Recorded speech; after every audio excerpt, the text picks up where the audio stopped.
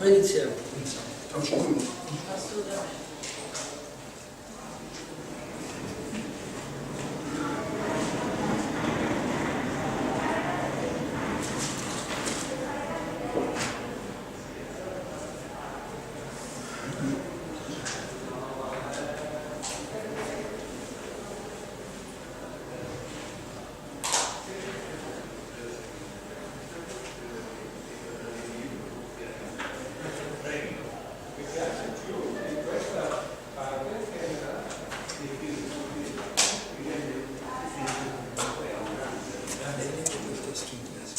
Io ho dato il testo inglese e le spiegazioni in tedesco.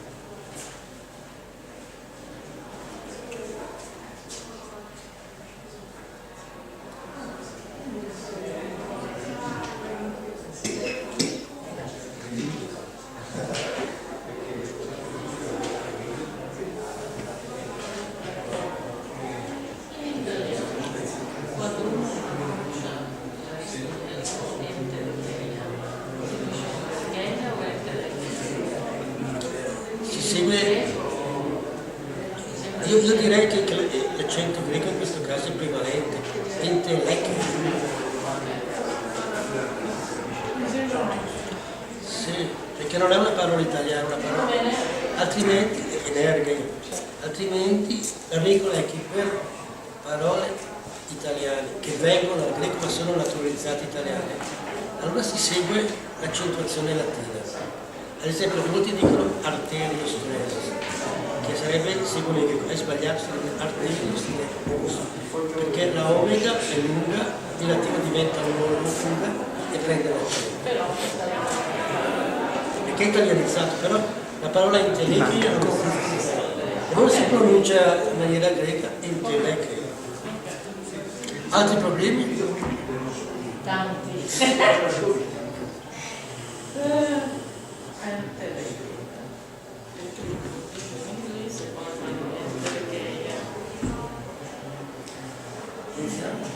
Come credi? C'è ancora qualcuno?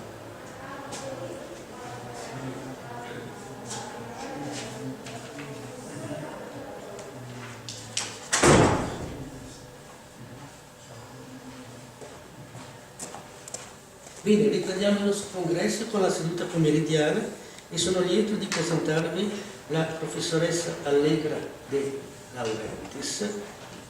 Essa è un membro molto attivo di un'importante società accademica americana, la Hegel Society of America, e nel quale ambito ha svolto attività di curatela e di pubblicazione di diversi lavori importanti.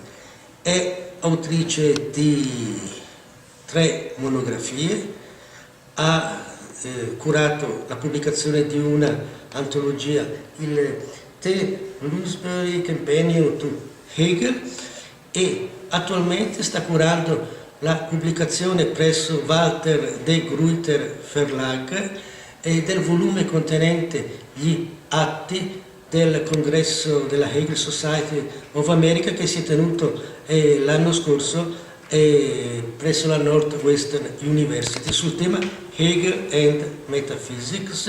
Il volume dovrebbe uscire nel prossimo aprile. Ecco, tra i suoi lavori, ecco, possiamo menzionare la monografia Marx über Kant und Hegel, ein Widerspruch im Materialismus, uscita presso Peter Lang, un'altra monografia Subjects in the Ancient and Modern World on Hegel's Theory of Subjectivity, uscita presso Macmillan, e infine una monografia che credo sia di più recente pubblicazione, From Life to Intelligence on Hegel's Anthropology. Ecco, la relazione che oggi la signora leggerà concerne per l'appunto un tema importante della filosofia dello spirito soggettivo di Hegel, che è la sua concezione del rapporto tra forma e materia nell'anima, cioè l'oggetto specifico della scienza filosofica dell'antropologia. Ecco, sono lieto di dare la parola alla professoressa de Laurentiis. Grazie mille, grazie per avermi invitata, grazie soprattutto a Marco De Angelis perché ha fatto non solo le fotocopie ma anche tradotto, mi ha dato le traduzioni italiane di alcune citazioni. Dunque, siccome io leggerò il mio paper in inglese, ho pensato di darvi le citazioni così che quando cito effettivamente Hegel o Schleiermacher o so, avete la citazione in tedesco, la leggerò in tedesco perché mi sembra che tutti gli hegeliani sappiano leggere il tedesco, e poi sotto però c'è anche una traduzione inglese o in aggiunta anche l'italiana. Volevo anche dire che di non spaventarsi che il mio paper non è così lungo, sono state fotocopiate 2 volte le pagine dall'1 alla 13, quindi quando arriviamo a pagina 13 dovete saltare e la pagina 14 viene dopo. Va bene? Non pensate che questo duri 2 ore. Allora, il titolo è Hylemorphism and Hegel's Account of the Soul. L'introduzione: The Soul as Hybrid, l'anima come ibrido. Hegel's phenomenology of spirit has been said to describe the pilgrimage or the odyssey or the journey of consciousness. One could be tempted to say, then, that Hegel's anthropology, the systemic precursor of the Encyclopedia of Phenomenology, describes the initial meanderings of spirit through nature, were it not that the distinction, never a separation, between nature and spirit is not this work's presupposition, but its result. The subject matter of the anthropology is then perhaps better, though still tentatively, characterized as being that self-moving capacity of physical nature, whose logic, stages, and manifestations were first exhibited in books 1 and 2 of Aristotle's De Anima. Yet the topic of Hegel's anthropology, die Seele, is, like Aristotle's Psyche, no mere function of physical motions. Rather, it is one of the forms in which material nature exhibits its inherent immateriality. A quote from the Encyclopedia: "Spirit is the existing truth of matter, that matter itself has no truth. Der Geist ist die existierende Wahrheit der Materie, dass die Materie keine Wahrheit hat." This, needless to say, is not an unproblematic characterization of either matter or spirit. Since nature is for Hegel the realm of exteriority par excellence, one would not expect any of its subsystems to radically escape externality and set itself apart from the whole. How could possibly the spatially and temporally existing idea, galactic systems and earthly cycles, or plant and animal speciation, allow for a reality unconstrained by physical laws? How can there be points in nature where mechanical motions or chemical bonds give way to felt sensation, imagery, or thought? What paths, if any, are there by which subatomic events become meanings? All this congeals into the pivotal query of the anthropology. How can the being of nature countenance the being of soul. Empirical psychology, Hegel argues, has exorcised the metaphysical foundations of its object altogether. Scholastic pneumatology offers a formal metaphysics that treats the psyche as a spiritual thing, ein Ding. Both overlook the essential, that is, the speculative nature of the soul. By contrast, questa è la citazione numero 1, die Bücher des Aristoteles über die Seele mit seinen Abhandlungen über besondere Seiten und Zustände derselben sind deswegen noch immer das vorzüglichste oder einzige Werk von spekulativem Interesse über diesen Gegenstand. Der wesentliche Zweck einer Philosophie des Geistes kann nur der sein, den Begriff in die Erkenntnis des Geistes wieder einzuführen, damit auch den Sinn jener aristotelischen Bücher wieder aufzuschließen. It is not Hegel's contention that Aristotle's account of living substances implies full awareness of its own speculative dialectic implications. Yet, in Hegel's estimation, Aristotle's metaphysics of living nature objectively entails a speculative conception of the psyche, and that the anima contains all the fundamentals of a rational account of spirit's development from and compatibility with physical nature. The anthropology, together with the philosophy of nature and the succeeding parts of the philosophy of spirit, is an integral component of Hegel's project, namely, to provide a coherent account of determinate being, together with what it is for it to be, the toti and einai, that is, an account of actuality, Wirklichkeit. The anthropology's main subject matter are Earth's self-reproducing, metabolizing, sensing and feeling, imagining, desiring and dying organisms. Also belonging to this subject matter is the fact that some organisms are not only effects and causes of natural processes, but originators of unnatural and indeed anti-natural activities as well.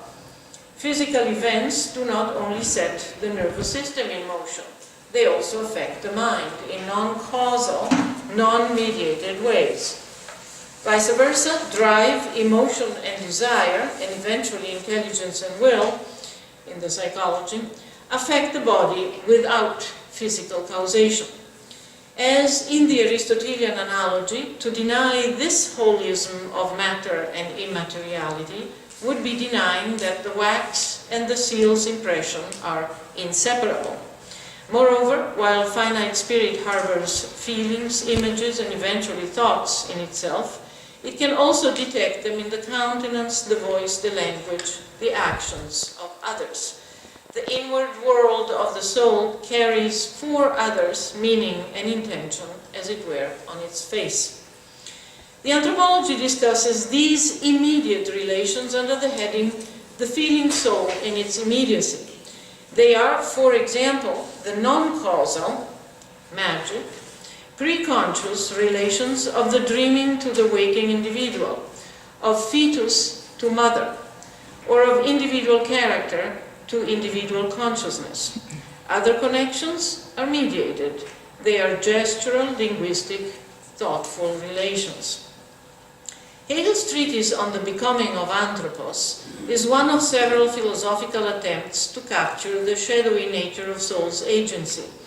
But it is perhaps the most detailed and comprehensive study of the psyche accomplished through analysis of the observable movements of the spirit-body unit. In order to explain this most hybrid of realities, Hegel's metaphysical account relies on arguments from the logic and the philosophy of nature, as well as on the resources of the ever-evolving natural and human sciences, such as physiology and psychiatry.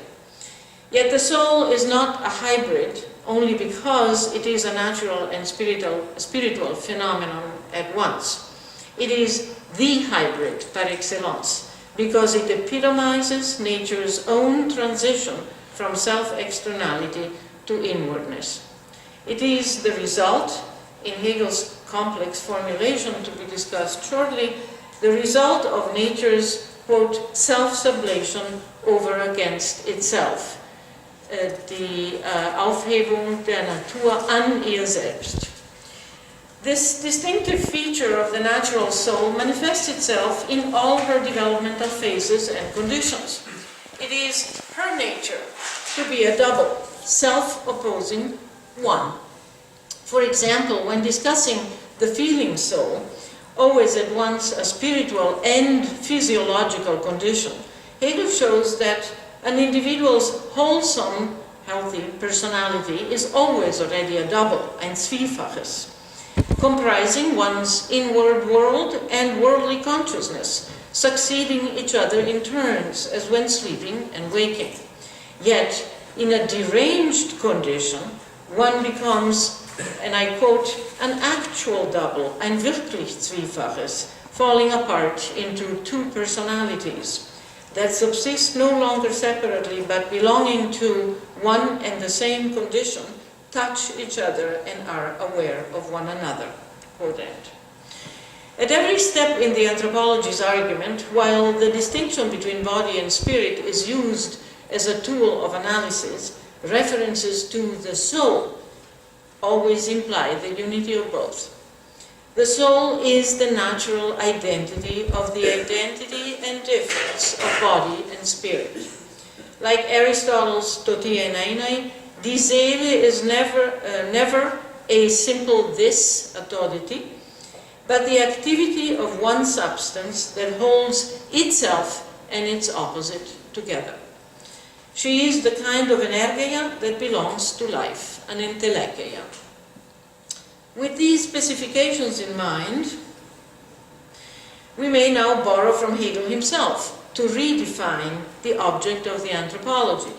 The soul denotes the stirrings, developments, and primary activities of natural spirit, quote, still sunk in corporeity.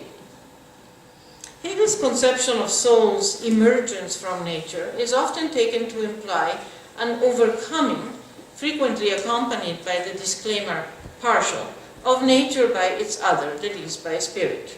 But a careful analysis of relevant passages recommends a different interpretation. Here are two excerpts, the first from the Philosophy of Nature, the second from the Philosophy of Spirit, which set the stage for what follows. E questi sono numero 2 e numero 3 sui vostri fogli. Die Natur, das ist aus der Naturphilosophie, die Natur ist eins, das ist ein Zitat, was Stefania Keller gestern schon zitiert hat, wollte ich nur sagen. Also Sie hören das jetzt zum zweiten Mal. Die Natur ist an sich ein lebendiges Ganzes. Die Bewegung durch ihren Stufengang ist näher dies, dass die Idee sich als das setze, was sie an sich ist.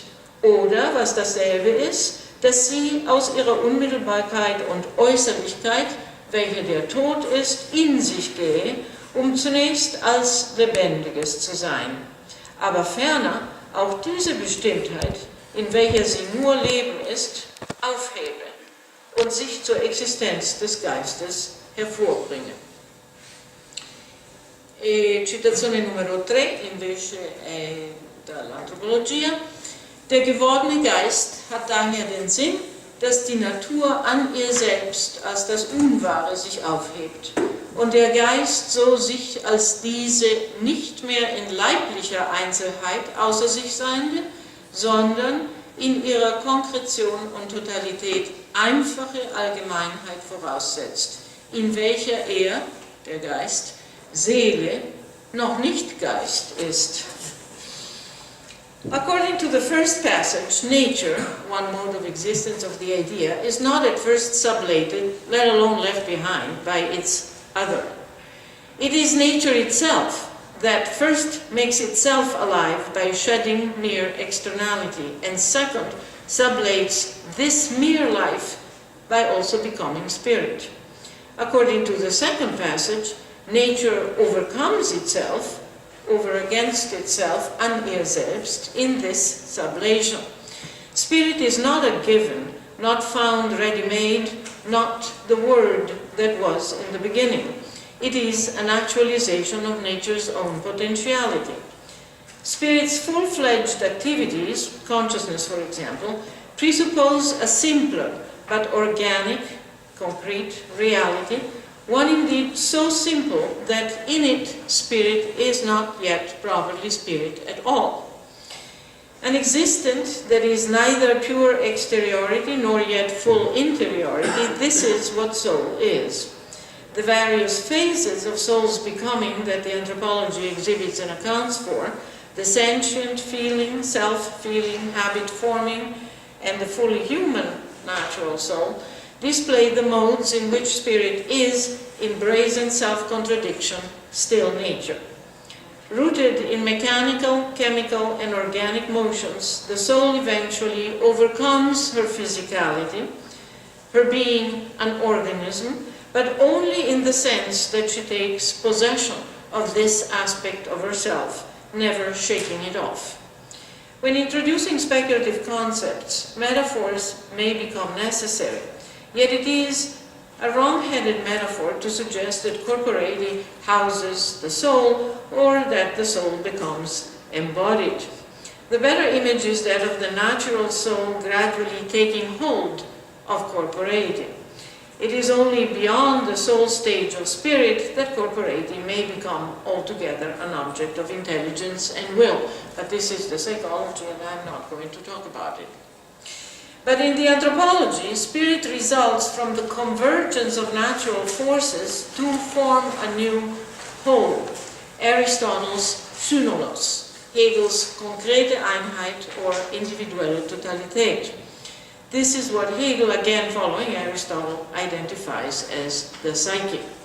In this metaphysical framework, the so-called mind-body problem strikes Hegel as an ill-conceived conundrum that finds a clear and definitive, though certainly not simple, resolution in the speculative concept of the soul. And here I have to point out to my footnote 5, because I think the most thorough treatment of this point in Hegel's anthropology is Michael Wolff's Das Körper-Seele-Problem of 1991. I argue that Hegel's is a type of Hylemorphic conception reaching back to ancient thought, where the concept but not the word exists, and enriches it through the philosophical, theological, and scientific insights of the intervening centuries. Hegel locates the full-fledged predecessor of his conception in Aristotle's philosophy of life forms.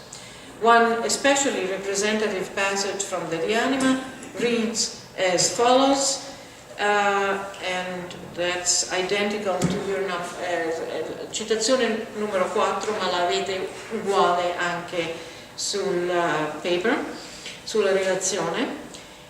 Aristotle writes, if then we have to make a general statement on the soul in all its forms, the soul will be the first actualization, entelecheia e prote, of a natural organic body.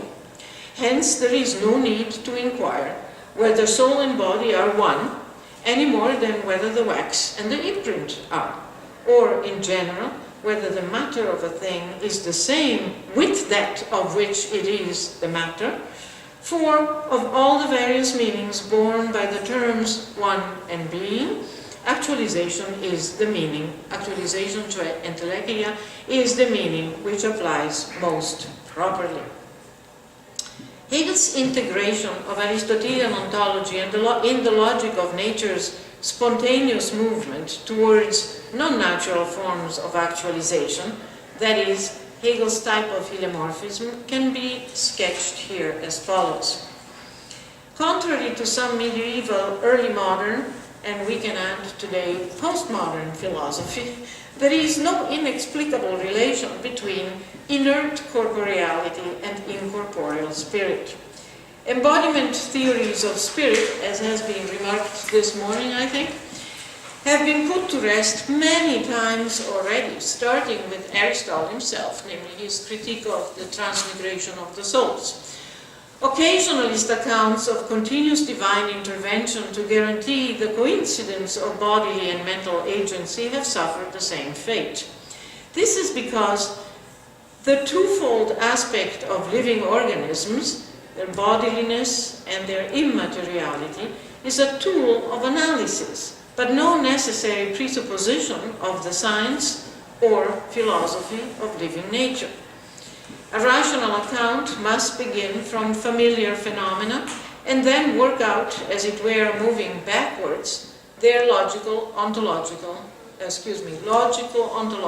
implications.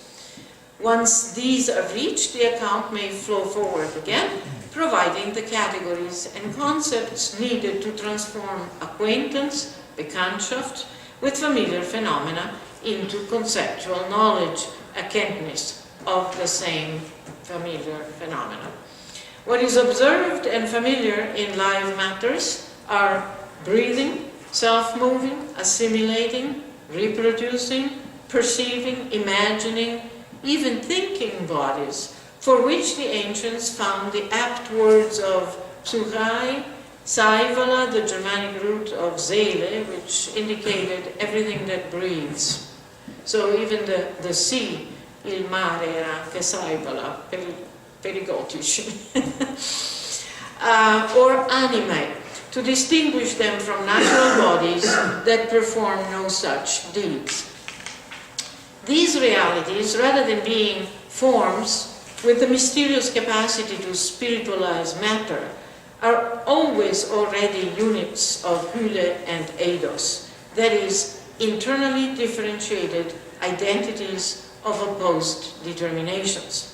To borrow from a famous Kantian formula, Hegel's Aristotelian concept of living bodies presupposes that amorphous matter is blind and immaterial form empty. Though language is often treacherous, we are given to speaking of embodiment, of spirit tout court, of matter per se. An individual soul in Hegel's anthropology always denotes a singular living body, the existence of which is the literally vital condition of any spiritual activity. Yet the identity relation of soul and living body is not just difficult to capture linguistically. A further difficulty lies in the vast varieties of this identity relation in living nature itself. At one end of the spectrum of life, the activity of primitive organisms, or primitive souls, manifests itself as predominantly chemical, reactive self-motion. In the middle of the spectrum, the activity of animals, or animal souls, or animae, is both reactive and purposeful motion. At the other end, a human soul, while inexorably conditioned by its physical and social environment, also acts upon them by deliberate manipulation.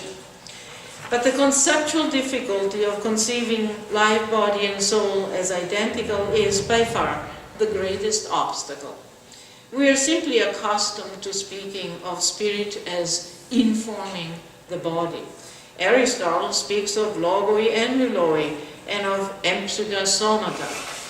Hegel himself uses Verleiblichung as well as Hineinbildung. We speak of genetic codes as informing the body's development. Yet Hegel repeatedly stresses that this informing must be conceived as a complete saturation of the living body. There is no caput mortuum. The soul is everywhere.